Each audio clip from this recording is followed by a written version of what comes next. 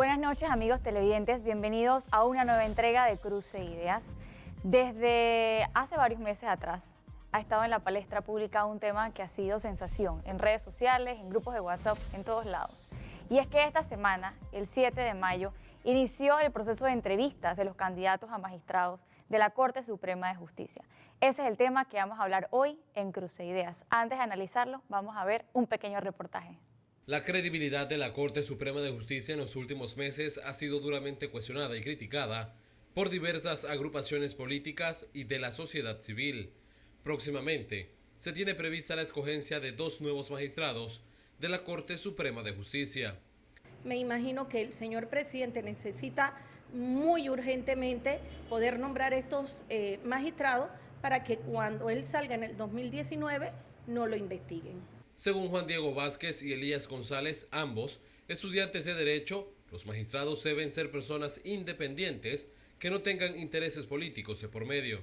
La Corte no va a cambiar con los magistrados que están, y la Corte no va a cambiar con los diputados, con los magistrados sumidos al interés del Ejecutivo y del Legislativo. La Corte solamente va a cambiar cuando la ciudadanía exija que cambie y cuando los magistrados se den cuenta que o lo cambian o van a tener que irse ellos de la Corte. Y creemos que nosotros como ciudadanos debemos participar, debemos cuestionar y debemos sobre todo hacer el escrutinio necesario para conocer la hoja de vida de aquellos futuros magistrados de nuestro país. Tienen que ser consistentes con los fallos. Hay fallos que una vez fallan de una manera y en otra ocasión fallan de otra manera, como fue el fallo del caso de los radares. Había un fallo de un año anterior con más o menos las mismas condiciones y lo fallaron totalmente diferente. La Corte Suprema de Justicia en los últimos meses ha sido duramente cuestionada por la sociedad civil y en eso concuerdan 2 aspirantes a ser magistrados de la Corte Suprema de Justicia. Considerar que la justicia es para todos, no para un grupo de personas. Lo importante es luchar por los valores éticos y morales que sigan, que no se pierdan en los lugares. Reitero que mi deseo es llegar a la sala penal, porque este país necesita mayor certeza jurídica, menos niveles de impunidad. Pero créamelo, Dios me ha dado la oportunidad de ser fiscal, investigador, tramitante, miembro del órgano judicial. Yo he estado en todos los cargos dentro de los actores del proceso penal. Y para analizar este tema se encuentra junto a nosotros en la noche de hoy José Luis Paniza, quien es presidente de la Asociación de Estudiantes de Derecho de la USMA. Bienvenido. Gracias. También se encuentra junto a nosotros Gabriel Silva, él es abogado, especialista en políticas públicas. Gracias por acompañarnos. Gracias, Ángela, por la invitación. De igual forma, una vez más se encuentra junto a nosotros Francisco Carreira, abogado. Gracias. Y también Edison Brose, diputado suplente independiente. Muchas gracias, Ángela. Bueno, como es de conocimiento, ya pues empezó este proceso de entrevistas de los candidatos a magistrados. Son 20 candidatos por la sala civil, por la sala penal, en conjunto suman esos 20, que fueron evaluados por una comisión que propuso el Ejecutivo. Yo quiero conocer la opinión del doctor Francisco Carreira de este proceso. ¿Cómo lo ve? Mira, creo que con la forma como se hizo la escogencia, de la forma voluntaria como se registraron los candidatos, es tratar de ajustarse lo más posible a cumplir con la obligación que el Ejecutivo tiene con el Pacto de Estado por la Justicia. En otras ocasiones se ha hecho esto para la presentación en forma documental. Yo personalmente he participado en varias escogencias anteriores suministrando mi documentación. Obviamente nunca me escogieron, pero el tema es que participé y sé cómo hay que hacerlo. En esta ocasión era totalmente digital y al final se escogieron 10 personas para 10 candidatos o 10 aspirantes para la sala civil y 10 para la sala penal, que se cumple ahora con el proceso de la evaluación de estas personas por parte del Pacto de Estado por la Justicia.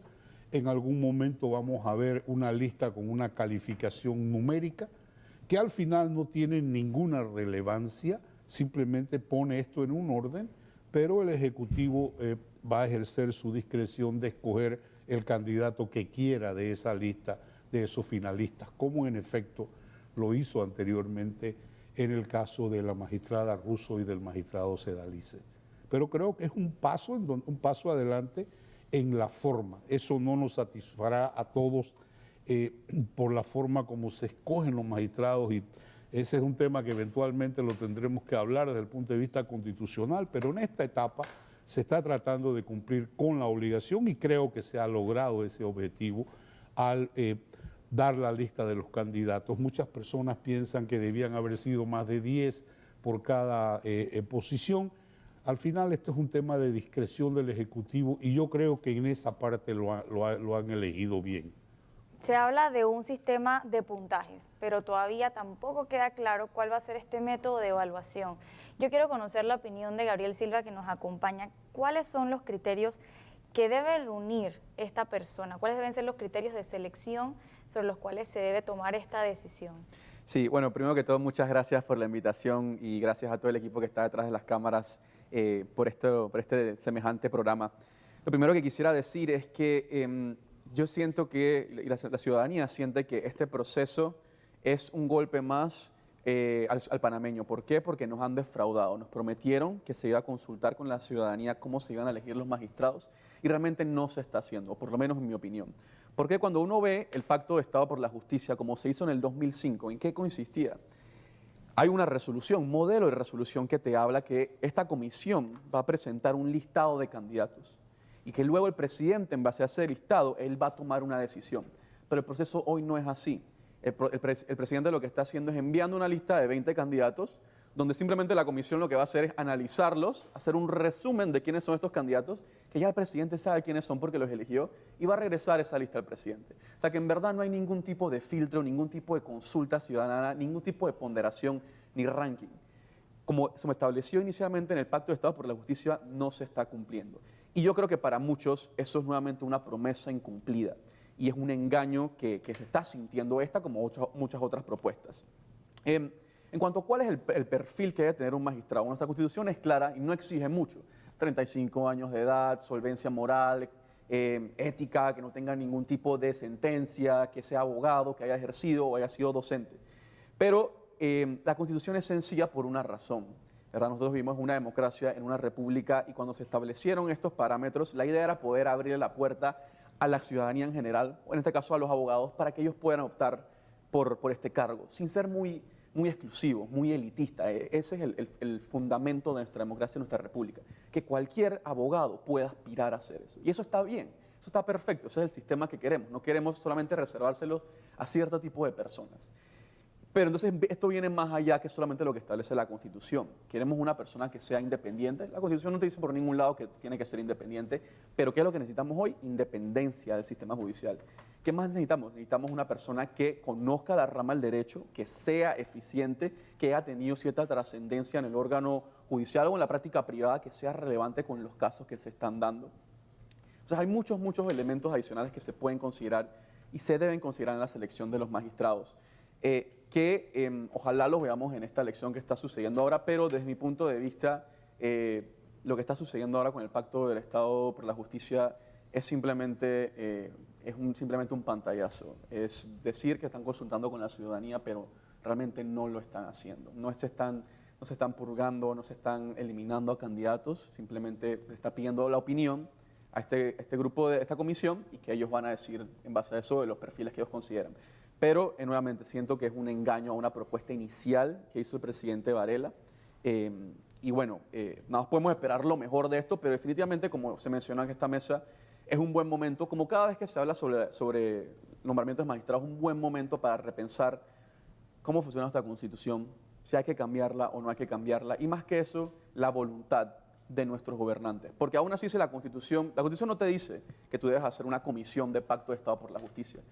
En teoría, esto es voluntad del presidente y del gobierno hacerla. Así mismo como esto es una voluntad de ellos, de hacer las cosas bien, en teoría, muchas otras cosas se pueden hacer para asegurar que esos magistrados sean independientes y eficientes, que es lo que necesitamos.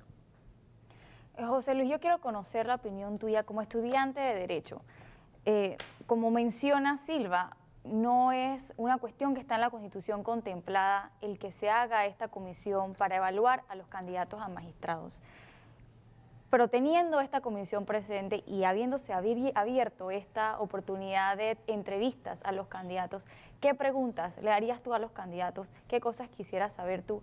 ¿Y qué criterios utilizarías tú para escoger un magistrado en la República de Panamá? Bueno, antes que nada, buenas noches, gracias por la invitación. Y respondiendo a tu pregunta, partiendo de lo de la Constitución, lo que hace la Constitución al poner los requisitos que explica Gabriel, es que te obliga a un mínimo. Eso te obliga a la Constitución. Sin embargo, el presidente, con su palabra, también se obligó a cumplir una promesa. Así como él hizo diferentes promesas en tema de agua, en tema de salud, en tema de seguridad, él hizo un compromiso en el tema de la justicia. No solamente en el tema de los magistrados, en el tema de la ley de imprescriptibilidad que aún no ha sido sancionada. Fue una promesa que nació de la Asociación de Estudiantes de Derecho, pero que no se nos ocurrió a nosotros. Estaba en las promesas de campaña del presidente. Entonces yo pienso que el presidente, por lo menos ética y moralmente, sí está obligado, y políticamente está obligado, porque él se comprometió a eso. No fue algo que nosotros le pedimos, fue cuando él estaba aspirando y él le pidió el voto a cada uno de los panameños, él prometió que le iba a cumplir con esto y realmente no lo está haciendo. Porque si bien está llamando al Pacto de Estado por la Justicia, que es un valor, sí, pienso que tiene una virtud porque es voluntario y no está obligado, por la Constitución pienso que él sí se obligó con nosotros. En cuanto a las preguntas, de hecho, tengo aquí el borrador de preguntas que preparó la subcomisión del Pacto de Estado por la Justicia para la depuración y unificación del cuestionario y criterios. Y básicamente lo dividimos en 6 criterios, que son valores éticos y prestigio reconocido, que tiene una serie de preguntas, como por ejemplo, si está el magistrado dispuesto a ser sometido al escrutinio público antes o después de ser magistrado. Y es cierto, hay un principio judicial que dice que los magistrados no responden a nadie más que no responden a más nadie que al Poder Judicial. Sin embargo, hoy nuestra Corte Suprema de Justicia y el órgano judicial y la clase política en general, yo pienso que necesitan generar confianza, porque no la están generando.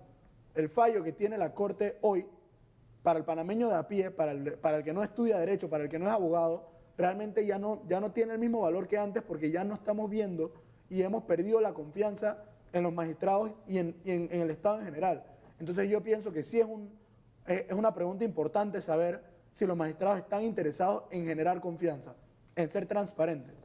De ahí el segundo criterio, que es el de la transparencia, que tiene una serie de preguntas dentro de esa categoría que te llevan a saber minuciosamente, porque cualquier magistrado, si tú le preguntas, ¿es usted o no transparente?, te van a decir que sí.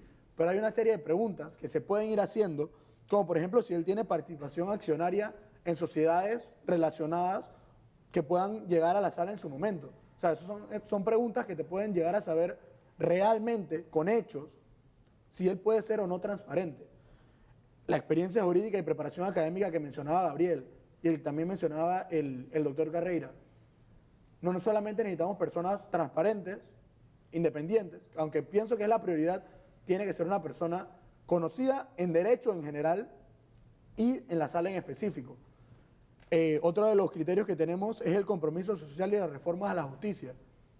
Y de nuevo por la confianza que necesita generar el órgano judicial. Hay quienes dirán y serán de la opinión de que quizá no es necesario generar confianza porque al final tienen el poder. Y así como el presidente Varela tiene el poder de elegir a los magistrados sin hacer ningún proceso, porque la verdad es que no está obligado por la Constitución, yo pienso que él sí debe hacerlo y del mismo modo los magistrados deben generar justicia, deben generar confianza, porque la ciudadanía y en general un país, los ciudadanos, necesitamos poder confiar en nuestras instituciones para que éstas sean legítimas. Por último, el compromiso con los derechos humanos y la democracia. Es importante saber cuál es la posición de los magistrados respecto a las decisiones que se toman en otros países, específicamente qué lugar ocupa el derecho internacional de los derechos humanos y las decisiones de los tribunales y organismos internacionales en nuestro ordenamiento jurídico. Esto es una opinión, pero yo pienso que es importante, a mí me parece importante saber, yo quiero saber qué opinión tienen al respecto los magistrados y por último, la garantía de independencia. Gabriel mencionó la independencia, pero ¿cómo se mide la independencia? ¿Cómo podemos saber que un magistrado es en verdad una persona que va a ser independiente? Porque con palabras podemos todos creerle al aspirante, pero es importante saber, por ejemplo, si tuvo contacto con alguien del órgano ejecutivo directa o indirectamente. Es importante saber si estuvo o tiene alguna relación familiar, laboral, de amistad con alguna persona. No es porque necesariamente esta persona, si es amigo del presidente, ya vaya a ser descartada. No se trata de eso. Se trata de poder escrutar a profundidad y ver en qué casos sí y en casos no, la persona realmente pueda ser independiente. Y se trata de hacer estas preguntas para que, como dijo Gabriel, hacer el esfuerzo posible para poder sacar de entre los 10 que ya nos dio el presidente, y por eso es que no cumple el Pacto de Estado por la Justicia, porque él mismo los da. Cualquiera que el Pacto de Estado por la Justicia decida que va de primero, igual fue nombrado por el presidente. Entre las más de 100 personas que aspiraron a magistrados de la Corte Suprema de Justicia, sacaron 20 personas. Y nosotros no sabemos por qué las otras 80 y tantas no están hoy en la lista. No lo sabemos. Se dice que el presidente, que no cumple con los requisitos del presidente, pero si a él de verdad le interesa generar confianza y de verdad quiere que sea una participación ciudadana, yo pienso que lo más transparente y lo más correcto hubiera sido nombrar quiénes son todas estas personas y por qué no están. Diputado, ¿cómo podemos garantizar que estos magistrados no respondan a otros intereses, que no sean la justicia? Bueno, muchas gracias, Ángela, por la invitación. Referente a este tema, considero que tenemos que pensar bien cuál es el norte de lo que se quiere a la hora de designar a un magistrado a este cargo. Nosotros queremos un órgano judicial independiente, con personas idóneas, personas que hayan sido probas dentro de su vida personal y su vida profesional, personas que puedan aportar al saneamiento de un órgano que está tan desprestigiado como otros órganos del Estado. Y es importante también evaluar estos criterios, saber hacia dónde queremos ir antes de tomar en cuenta todo el tema de mayores opiniones, porque esto no es una elección, a diferencia de las elecciones políticas. Aquí lo que se buscan son personas profesionales, personas que conozcan el derecho, que tengan una posición clara y contundente de cómo van a actuar y que sobre todo actúen en derecho. Hay una serie de desafíos que se encuentran dentro del órgano judicial, por ejemplo, la mora judicial. Estos son temas que puede coadyuvar una persona que se vaya integrando, que tenga el norte claro, que sepa distinguir entre las actividades que son propiamente de su responsabilidad, como las actividades sociales, que pueda emitir los fallos a tiempo, una serie de temas que deben irse contemplando.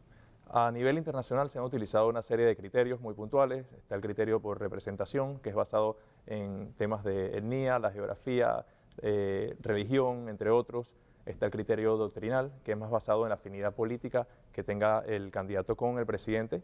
Y está el criterio profesional, que es en base a la inteligencia, en base al temperamento y a la experiencia. En mi opinión personal, nosotros tenemos que evaluar bien cuál ha sido la experiencia profesional de la persona que va a aspirar. Tenemos que ver si esta persona ha sido docente, tenemos que evaluar cuál ha sido la reputación de esta persona, tanto en temas académicos como en temas profesionales, los conflictos de interés, etcétera. Porque de esta decisión dependerá corregir el rumbo del país. Estamos hablando de un órgano del Estado que, bajo su responsabilidad, tiene también fiscalizar a otros órganos del Estado. Es decir, que es una decisión clave para el rumbo del país. Hasta el momento se han dado una serie de avances en otros temas y esto puede ser una decisión crucial para determinar si podemos seguir avanzando o si se interpone la política en esto. Y yo creo que el punto de la política es importante mencionarlo, ya que actualmente hay un desprestigio y una desconfianza hacia el proceso mismo de cómo se están escogiendo los magistrados. ¿Cuánto está interfiriendo la política en esto?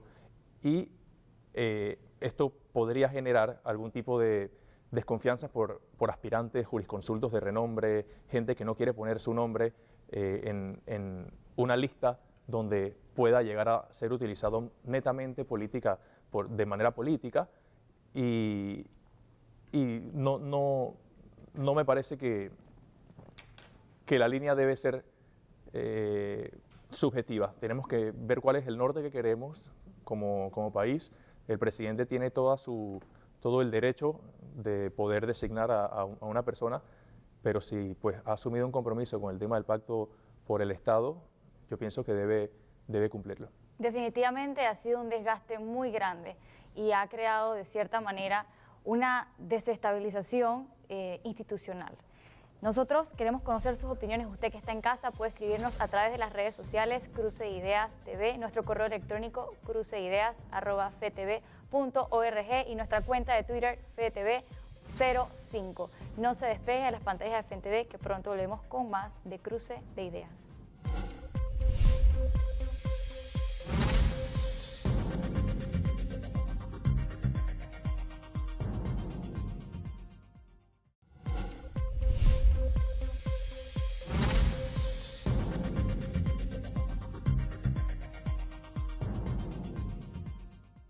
Seguimos hablando sobre la designación de magistrados de la Corte Suprema de Justicia hoy en Cruce de Ideas.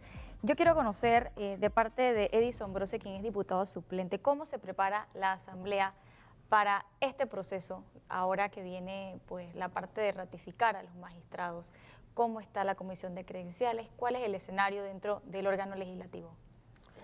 Bueno, esa es una excelente pregunta que me genera a mí también preguntas. Yo quisiera conocer más a fondo qué es lo que está sucediendo. A manera personal, desconozco cuáles son los temas que se están discutiendo a puertas cerradas. No tengo una opinión sobre el tema.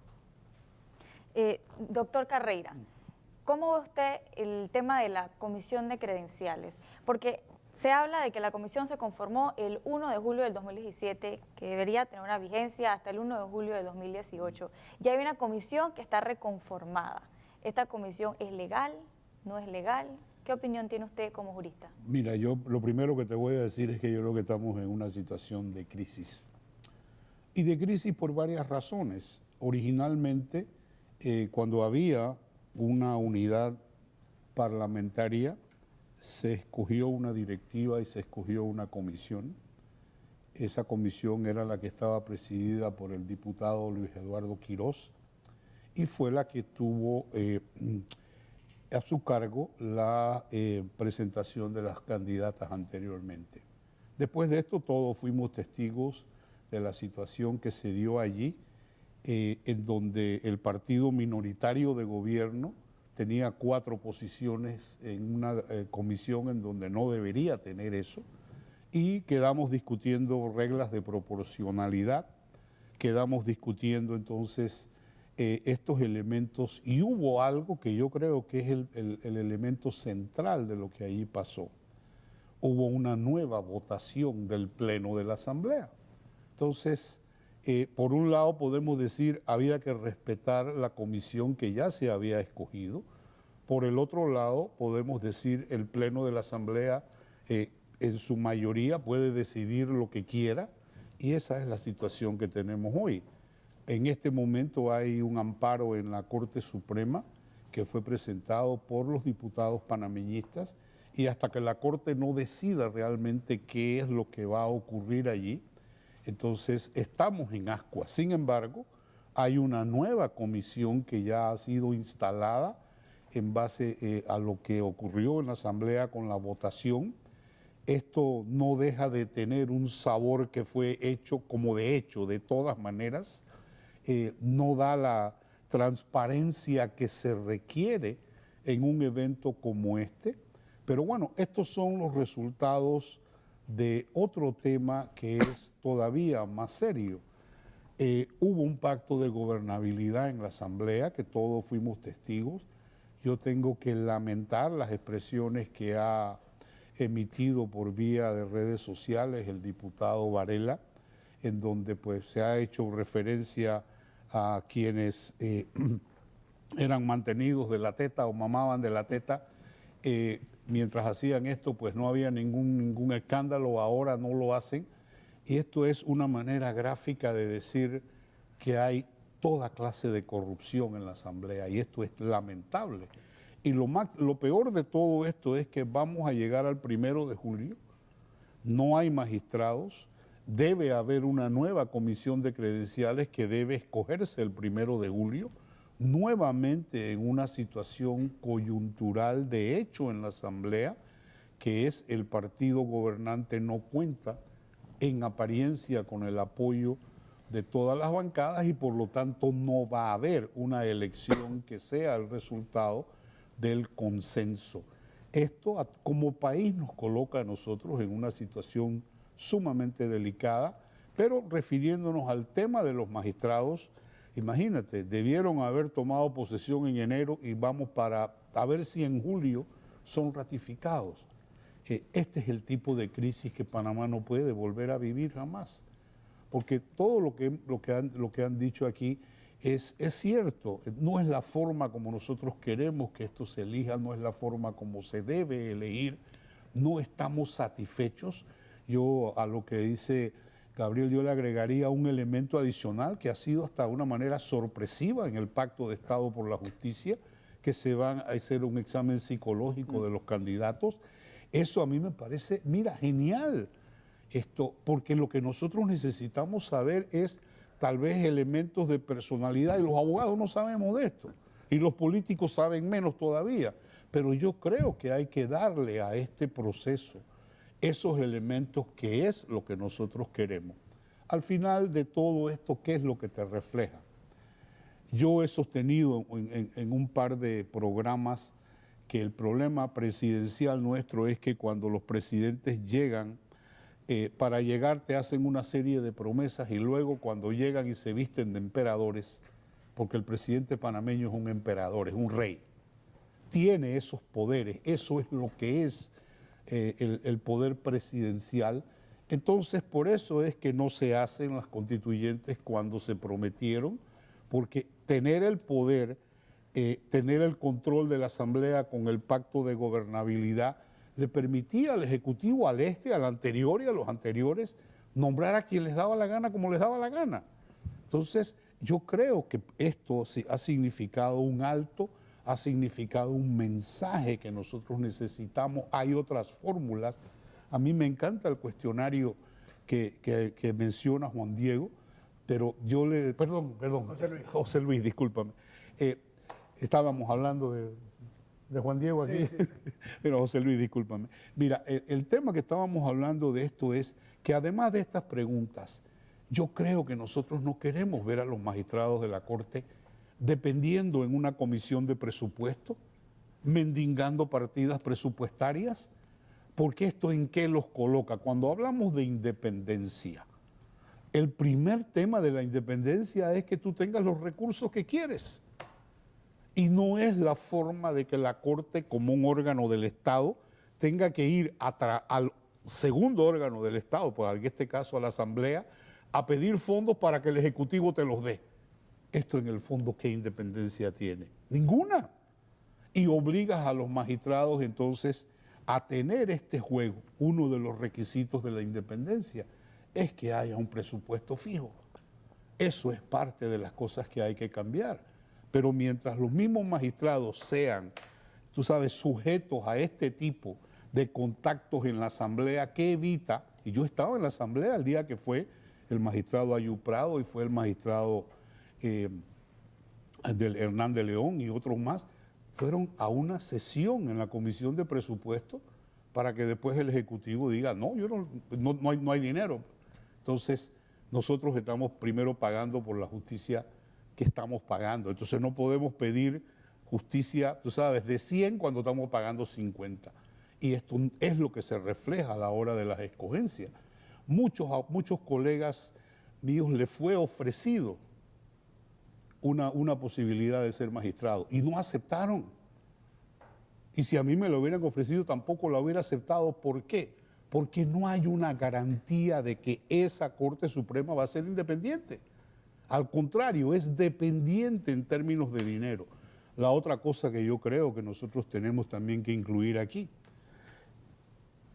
no vamos a tener resultados distintos haciendo lo mismo. Entonces, mora judicial. Bien, ¿cómo se acaba con esto? No es con más dinero ni es nombrando más gente, es cambiando un sistema. Nunca hemos tenido, por ejemplo, un sistema oral, en donde nuestros jueces al final de una audiencia tengan que emitir una opinión para la que tienen que estar preparados. Eso lo vemos nosotros en la jurisdicción marítima y ha sido altamente eficiente. Entonces, si los jueces pueden emitir estas decisiones, es parte de lo que nosotros tenemos que pensar, pero acabar mora judicial no es crear más facilidades, más burocracia, no, porque al final esto no nos va a resolver nada. Entonces no podemos poner a magistrados que son Superman, porque no van a ser Superman ni Superwoman, no lo van a hacer. Van a enfrentarse con los mismos problemas que tiene la Corte hoy, que es el tema presupuestario y una actitud. Y yo creo que también hay que hablar de la posibilidad de que nuestros profesionales, sobre todo los funcionarios de carrera, puedan ser magistrados, no sean restringidos nada más a ser suplentes. Esa es otra cosa que a mí me parece increíblemente mal.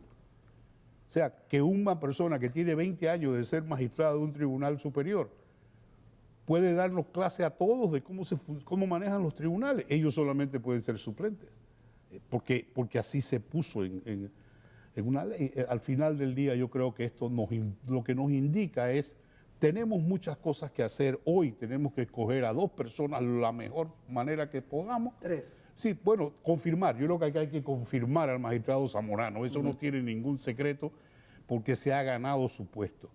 Pero lo que queremos es que esto nos indique que después de aquí hay un compromiso mucho más serio. Lo cierto es que, hablando pues de la comisión de credenciales, es que estos magistrados se van a enfrentar, los 2 nuevos magistrados se van a enfrentar a la Asamblea. Esto va a pasar. ¿Cómo lo ve Gabriel Silva, quien es especialista en políticas públicas? Gracias, Ángela. Es tremenda pregunta y aprovecho para poder ir a raíz de lo que es el problema en esta situación.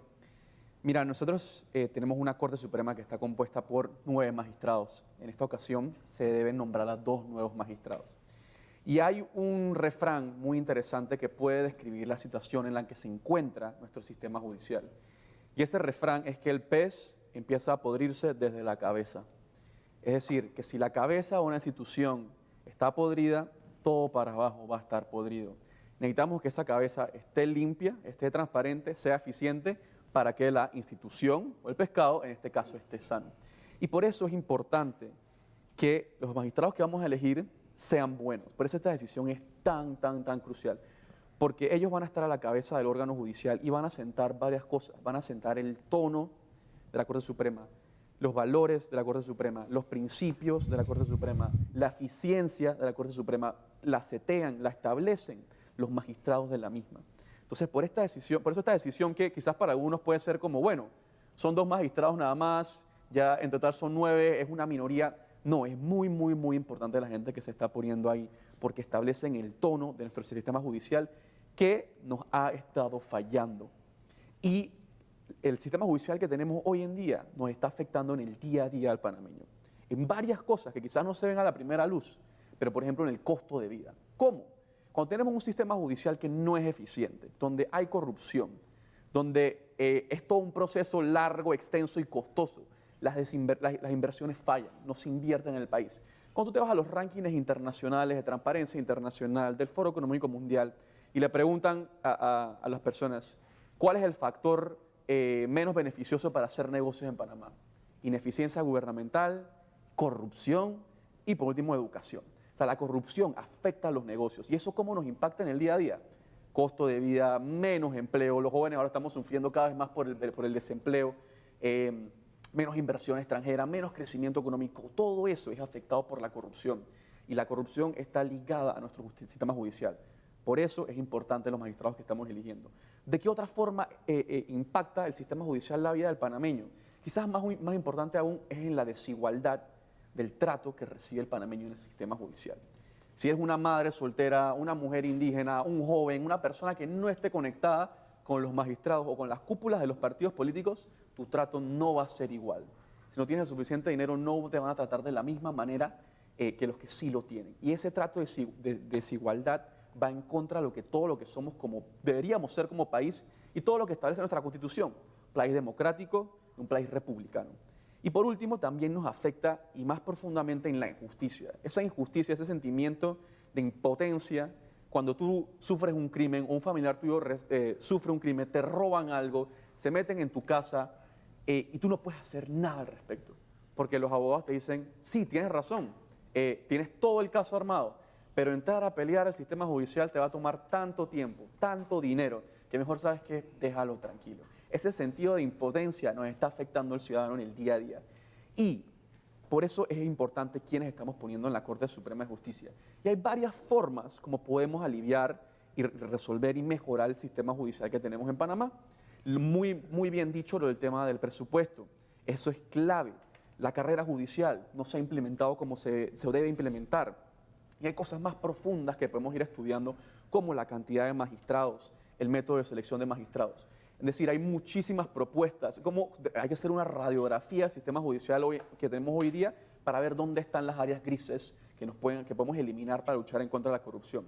Y al final, a la conclusión que quiero llevar es, todas estas propuestas que nos pueden ayudar a arreglar nuestro sistema judicial, ¿de dónde deben venir? En gran parte de la Asamblea Nacional.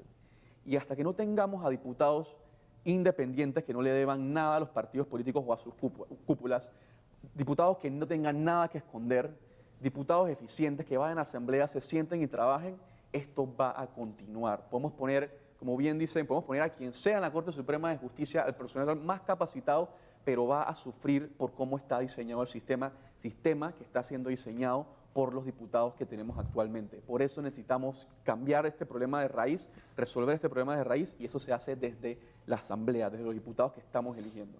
Como dice Gabriel, son solamente 2 magistrados, pero no solamente 2 magistrados, Claro. son 2 personas que van a estar por 10 años administrando justicia en la República. Yo quiero saber por parte de José Luis, ¿cómo lograr que estos 2 magistrados cuenten con ese respaldo de legitimidad por parte de la población? Que no sea una cosa solamente de esta comisión que se ha preparado, que encabeza el procurador Rigoberto González, que no sea una cosa solamente del Ejecutivo, una cosa solamente del Legislativo, sino que la misma ciudadanía se sienta que esa persona que va a estar como magistrado de la Corte Suprema de Justicia realmente está administrando justicia por el bien de Panamá. Yo creo que el primero que tenía la oportunidad de lograr, de que dejaran de decir los magistrados de Martinelli, los magistrados de Martín, los magistrados de Mireya, y ahora están diciendo los magistrados de Varela, en este caso, que es el que nos compete, era el mismo presidente. Si desde el inicio el presidente va a nombrar, ya nombró 2 magistrados, va a nombrar ahora otros 2 más y puede o ratificar al magistrado Zamorano o bien puede nombrar a otra persona. Yo pienso que el que tenía la oportunidad de oro de 5 magistrados, poder nombrarlos y lograr que sean los magistrados de la ciudadanía, los magistrados de la justicia, era el presidente Varela. Yo pienso que si él hubiera seguido el Pacto de Estado por la Justicia como lo prometió, si hubiera hecho un llamado a tiempo, porque hoy, aunque lo haga perfecto, ya no es perfecto porque no es a tiempo. Y estamos en mayo y desde enero, y quizás desde antes, tenemos una Corte Suprema de Justicia interina, con un presidente interino, con un presidente de sala interino, con 3 magistrados interinos, que cómo va a ser independiente. Aún así, yo creo que hay cosas que se pueden hacer. El ejercicio que está haciendo la Comisión del Pacto de Estado por la Justicia, a pesar de que no es el acordado, pienso que es importante y que se debe hacer. Porque aún dentro de las condiciones poco participativas que propone el Ejecutivo de nombrar a los 20 que mejor les parece, yo pienso que de entre esos 10, lo mejor que podemos hacer es tratar de escrutarlos al máximo, de preguntarles al máximo para poder saber quiénes son estas personas. Y lo más importante, luego de que se saque esa opinión del 1 al 10, de quiénes son estas personas, de estas personas que nos dieron, quién es la persona que consideramos más apta, aún dentro de esas 10 propuestas por el Ejecutivo, hay que lograr descubrir y presionar, porque como él bien lo dijo al inicio del programa el doctor Carreira, el presidente no está obligado a coger a la primera y a la segunda persona que dé el pacto.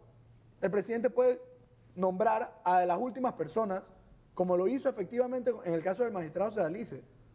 Este mismo ejercicio, el presidente ya lo había hecho, y del resultado del Pacto de Estado por la Justicia, salió una lista de la que el magistrado Sedalice, por ejemplo, no era el primero, ni el segundo, ni el tercero, ni el cuarto.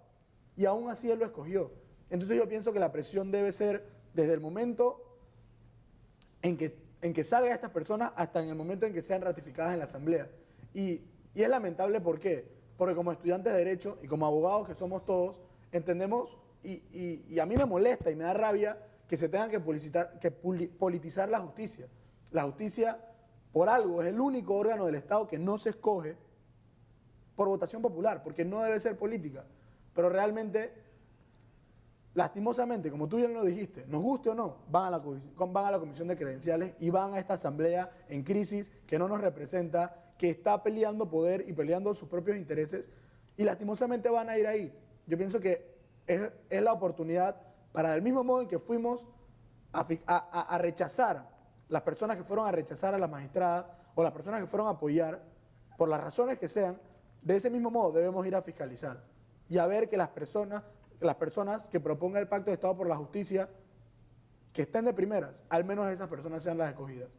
Yo pienso que no es lo mejor, no es lo ideal, pero dentro de lo que tenemos, es lo que tenemos, básicamente. Así es, José Luis. La manera de participar todavía no nos ha quedado claro, pero sin lugar a dudas sería muy beneficioso que tanto las hojas de vida de estos candidatos como las entrevistas fueran públicas. Yo quiero hablar de este tema. De hecho, la hoja de vida, el Ministerio de la Presidencia ya las hizo públicas y está en su página web. Y el Pacto de Estado por la Justicia, dentro de sus redes sociales, ha propuesto para que todo el mundo las pueda ver. Queda de parte de la población, de todos los que estamos aquí, correcto, revisarlas y hacer realmente las evaluaciones para saber quién es el candidato, no solamente en el aspecto de lo que se va a decir en la entrevista, porque se puede hablar muy bonito, claro, pero también ver quiénes son esas personas y qué cualificación tienen para poder ejercer este puesto. Yo quiero conocer la opinión de Edison Brose, pero vamos a hacer una pausa en este momento. Usted mantenga esa sintonía, que pronto regresamos con más de Cruce Ideas. Les voy a dejar las redes sociales, Cruce Ideas, @fetv.org, nuestra cuenta de Twitter, @fetv05, y Cruce Ideas TV, esa es nuestra cuenta de Instagram. Manténganse en sintonía, que pronto volvemos con más.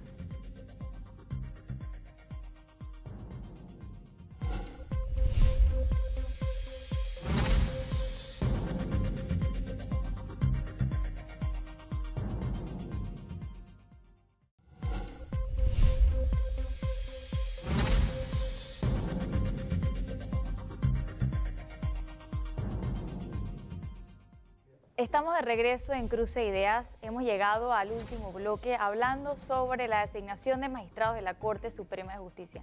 Y nos quedamos en el bloque anterior hablando sobre la legitimidad pública, política, social de estos candidatos a magistrados. Yo quiero conocer la opinión de Edison Brose. Él es diputado independiente. ¿Qué nos puede decir al respecto de este particular? Sí, mira, creo que estamos en una gran oportunidad para tratar de gestionar como país lo que es la confianza del pueblo hacia sus instituciones. Yo pienso que esto es un componente importantísimo e ideal en una democracia funcional. Veamos los ejemplos de otros países donde las personas, por más recursos legales, por más que se esfuercen, han perdido completamente la confianza, y esto genera anarquías, genera una serie de revueltos y convulsiones en los países que no desencadenan en nada bueno. Yo pienso que en Panamá tenemos todavía una democracia sólida, imperfecta, pero estamos a tiempo de tomar las medidas hacia una serie de despropósitos. Por lo tanto, este es un momento importantísimo para que veamos cuál es el norte y veamos la capacidad, la experiencia, idoneidad y ética de cada una de estas personas que están aspirando a ser parte de un órgano que, al igual que los otros, se encuentra en un desprestigio. Entonces, aunque sean 2 magistrados, si entran las personas capaces, esto va a ejercer una influencia en todo un equipo de trabajo, esto va a ejercer un voto importantísimo en decisiones que tome este órgano, e incluso podrá repercutir hacia el saneamiento de la institución, porque no solo del órgano judicial, sino de otros. Actualmente en Panamá tenemos que tratar de llevar al país hacia un reencauce institucional que va más allá del órgano judicial. Entonces, cada puesto, ya sea en la Asamblea Nacional, ya sea en la Corte Suprema de Justicia o las personas que elijamos en el órgano ejecutivo, cada puesto tiene una gran influencia. Por lo tanto, esta es una oportunidad que debe ser aprovechada desde una manera mancomunada. Y esto nos pueden colaborar tanto quien la designa, que es el presidente de la República, los diputados, los medios de comunicación igualmente, para que el pueblo conozca los pormenores, conozca cuál es la trayectoria de estos aspirantes, cuáles son las consideraciones que se están tomando dentro de la misma asamblea, tratar de hacerlo lo más público posible para que la decisión sea una decisión transparente, una decisión basada en una motivación legítima y no en mera politiquería como pues, en experiencias tradicionalmente en Panamá se ha visto, y es por eso que hoy hemos heredado un sistema así. Y yo quisiera al mismo tiempo enviar un mensaje a quienes toman las decisiones, y es que esto es una oportunidad para las nuevas generaciones, para mostrarle a los jóvenes que un Panamá puede cambiar, que no todo está perdido, y que al final las personas que hoy toman las decisiones tienen hijos y van a tener nietos, y les gustaría vivir en un país donde cualquier tipo de injusticia pueda ser llevada a la justicia y que no quede impune, donde exista un sentimiento de confianza, de tranquilidad, de saber que cuando se obra mal hay igualmente una sanción. Entonces yo creo que estamos ante una gran oportunidad, y pues le deseo tanto al presidente que Dios lo ilumine en esta decisión, y a los diputados igualmente que pues piensen a la hora de ratificar a estas personas y que aíslen un poco la política, porque esto es una decisión de país. Así es, llegando a la parte final de nuestro programa, queremos conocer las recomendaciones y conclusiones de José Luis Paniza. Sí, yo pienso que una de las cosas más importantes es entender, porque mucha gente no lo entiende, la importancia del órgano judicial, de la justicia y de los magistrados. Creo que Gabriel ha dado ejemplos bien claros y bien prácticos de cómo un sistema judicial corrupto e inoperante repercute y nos afecta a todos, no solamente a las personas que tienen casos actualmente en la Corte Suprema de Justicia, sino a todos los panameños. Es importante, y esto es fácil de saber, hay que entender cuál es la responsabilidad que tienen los magistrados de la Corte Suprema de Justicia. Los magistrados de la Corte Suprema de Justicia, por ejemplo, tienen la oportunidad de juzgar a los diputados. Todas estas personas que no están contentas con sus diputados o que no están contentas en general con la Asamblea, son estas personas las que toman esas decisiones y que tienen que hacerlo de la forma más independiente posible. Es importante entender, porque ese es otro mensaje que se ha querido vender, y es que 2 magistrados no pueden hacer la diferencia, y esto es falso.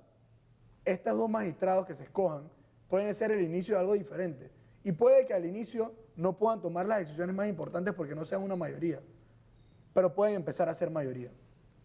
En algún momento estos son los magistrados que van a venir hacia el futuro, y los futuros presidentes van a poder nombrar magistrados para empezar un proceso, y yo pienso que eso es un legado que puede dejar, empezar un proceso de sanear la Corte, de sanear la justicia en Panamá. Yo pienso que, aunque no pueden tomar las decisiones, como decía, sí pueden empezar a generar confianza. Y aunque no puedan votar, pueden salvar su voto y empezar a fallar en derecho y como la justicia en verdad lo necesita. Por último, un mensaje, igual que Edison, a la Asamblea, que esto no es un tema político y que no traten de excusarse en un sistema presidencialista que, a pesar de que sí los tenemos, ya ellos han demostrado anteriormente, como por ejemplo con negar las partidas presupuestarias a diferentes entidades del gobierno actual, y con el rechazo mismo a las 2 anteriores propuestas por el Ejecutivo, de que sí pueden hacer un rol fiscalizador. Y a pesar de que están limitados por la Constitución, no es que no pueden hacer nada contra el órgano ejecutivo. Sí pueden hacer un contrapeso y están llamados a hacer este contrapeso. Gabriel Silva, recomendaciones y conclusiones. Gracias, Ángela. Mira, yo creo que el panameño realmente está cansado de los altos niveles de corrupción en Panamá y la política sucia que hemos visto desde hace décadas. Simplemente hemos escuchado todos los días, ahora es el periódico y ves casos de corrupción, Odebrecht, Blue Apple, etcétera, etcétera, etcétera. Y cuando te das cuenta, no había nadie preso y condenado por corrupción en ninguno de estos casos. Y eso se debe en gran parte a la forma como funciona el sistema judicial de Panamá, tanto el órgano judicial como el Ministerio Público. Y por eso este tipo de decisiones de quiénes van a ser los magistrados son cruciales, porque como dije, ponen el tono, la ética y los principios del órgano, uno de los órganos más importantes que hemos dejado de tercero en la lista. Primero Ejecutivo, luego Asamblea y por último Judicial. Pero es hora que el Judicial empiece a ganar mucho más poder y se posicione como uno de los órganos más fuertes y más importantes. Y todos estos casos de corrupción lo que han causado en la ciudadanía es una gran apatía. Cuando uno habla con políticos, con personas en la calle y les pregunta sobre política, hay demasiado descontento. Se siente un nivel de desconfianza, se siente un poco de asco, se siente un poco de agresividad. Y con justa razón, por varias décadas ya las poblaciones se han sentido, las personas nos hemos sentido olvidadas y separadas y engañadas por la política tradicional. Entonces, es importante, y el mensaje que quiero terminar dejando es que no pierdan la esperanza, porque la desesperanza es el perfecto aliado de la corrupción, porque le deja el camino fácil a los corruptos. No pierdan la esperanza. Allá afuera hay personas que quieren hacer las cosas bien, seguro hay candidatos a magistrados que quieren hacer las cosas decentemente, pero como por la forma que se ha hecho política en Panamá, no se atreven. Entonces yo le diría a esas personas que están allá afuera, que quieren hacer una diferencia, siendo magistrados, siendo jueces, siendo diputados, representantes, lo que sea, que se involucren. Y a ti, ciudadano, que quizás no quieras involucrarte de lleno en la política o en el gobierno, échale una llamada a tu diputado de tu circuito y pregúntale, oye, ¿qué piensas hacer para informar a la ciudadanía sobre las próximas elecciones de los magistrados? ¿Tienes algún tipo de conversatorio? ¿Cuáles son tus ideas? ¿Estás haciendo algún tipo de reunión, conversatorio? ¿Cuál es tu línea de elegir a estos magistrados? Hagamos una presión a ver qué diputados se atreven a reunirse con las personas y contarles un poco sobre, y involucrarlos en este proceso, involucrarles y contarles un poco de sus ideas. Eso falta en Panamá, involucrar e invitar a las personas a tomar este tipo de decisiones tan importantes. Al final nosotros vivimos en una democracia y eso es lo que se trata, de que ese diputado, ese presidente, ese representante no es un rey absoluto, está representando a la población y siempre tiene que tener en consideración la opinión de las personas. Así que invito también a los diputados a que aprovechen esta oportunidad para acercarse a sus comunidades y preguntarles qué tipo de justicia quieres, qué tipo de magistrados quieres, cómo podemos arreglar el sistema judicial, qué te hace falta, y se acerquen a las personas. Doctor Carreira, su conclusión. Mira, yo creo que lo evidente de este tema es, primero tenemos un presidente vestido de emperador y luego tenemos partidos políticos que son verdaderas dictaduras. Lo que acaba de decir Gabriel, los partidos políticos trabajan por línea. Y si la línea es ir en contra de un determinado candidato, como fue la vez pasada con las personas propuestas por la presidencia, simplemente lo niegan. Pero ¿qué es lo que pasa? Que nosotros equivocadamente le hemos dado la revocatoria de mandato no al que vota, sino al partido. Entonces, quien te puede a ti revocar tu mandato no son quienes te eligieron, sino el partido al que perteneces. Y por eso es que tú ves ese juegavivo y esa cambiadera de partidos y todo esto que se ha dado en la política panameña. ¿Esto por qué es importante? Porque allí hay una distancia entre las personas que eligen y los que son electos, como el caso de los diputados. No responden realmente a su circuito, no tienen que responder nada. Entonces, en una situación como esta, en donde si no hay una negociación, entonces al final los magistrados van a ser rechazados. Van a ser rechazados, ¿por qué? Porque en este momento el país está abocado a una situación de chantaje. Tienes un grupo político llamado PRD, otro grupo llamado Cambio Democrático, enfrentados con el gobierno. Y eso nos está llevando a una situación en donde no se decide nada de los magistrados. Mira la situación que va a venir con la constituyente, exactamente igual. Sabemos que la necesitamos, pero tú tienes razón en algo. Mira, este país todavía tiene muchos recursos. ¿Por qué? Porque habemos muchos que esta situación nos incomoda, nos preocupa, nos ofende y sabemos que tenemos una solución. Y la solución no es mantener el status quo como está. La situación no es adoptar otra campaña que no sea no reelijamos a ninguno. Yo creo que cosas como estas son los mensajes que tenemos que dar. Hoy, desafortunadamente, estos magistrados están en el medio de una situación de chantaje político que es coyuntural, porque mañana el presidente puede llegar a un arreglo con las fuerzas políticas y simplemente nadie va a discutir si los magistrados se ratifican o no.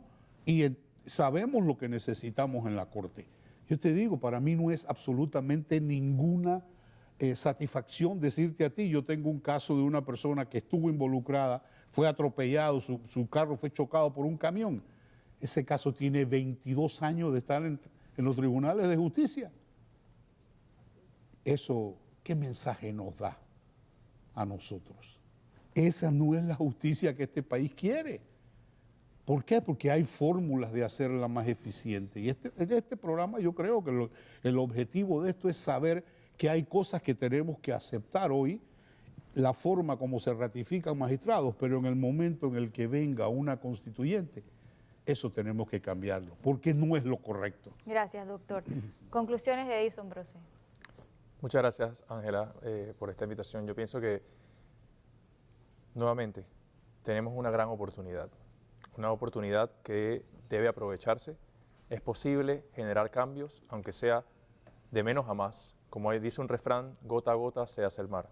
Entonces, ahora mismo hemos visto cambios en América Latina, donde diversos ministerios públicos de América Latina se han empoderado y han llevado a la justicia a una gran cantidad de actores que incurrieron en hechos delictivos. Esto no se veía antes. Es decir, es una corriente que nos muestra que es posible cambiar las cosas y que es posible que una institución que permanecía adormecida pueda empoderarse. Asimismo, esto lo podríamos ver en la Corte Suprema de Justicia. Los cambios se hacen de menos a más y un voto, una persona nueva, puede realmente ser el inicio de una transformación como se ha venido dando. Entonces, considero que tanto el Ejecutivo como los diputados tienen que tomar una decisión bien pensada, alejada de la política. Es cierto que vivimos en un partido, en un país partidista, un país de política partidista, donde es prácticamente imposible o poco usual que una persona sin una estructura de partido pueda llegar a la Asamblea. Pero ha habido cambios, se han logrado cambios, ha habido unas reformas que de alguna manera ha dado cierto tipo de pasos, no los más ideales, pero los cambios son posibles. Entonces, en conclusión, veamos esto como una oportunidad, que la participación de todos los que están dándole seguimiento tiene que ser una participación activa, porque esa presión ciudadana es la que ejerce ese tipo de cambios en los funcionarios, en los diputados, conocer cuál es la línea de cada quien y darle seguimiento, porque si no nos unimos, desaprovechamos la oportunidad. Gracias, Edison, por tu participación en este programa y a todos nuestros invitados por acompañarnos esta noche en Cruce de Ideas. Vamos a estar hablando la próxima semana sobre la convocatoria de una asamblea constituyente. Usted manténgase en sintonía de FETV. Les recuerdo nuestras redes sociales para que nos dejen sus comentarios y recomendaciones.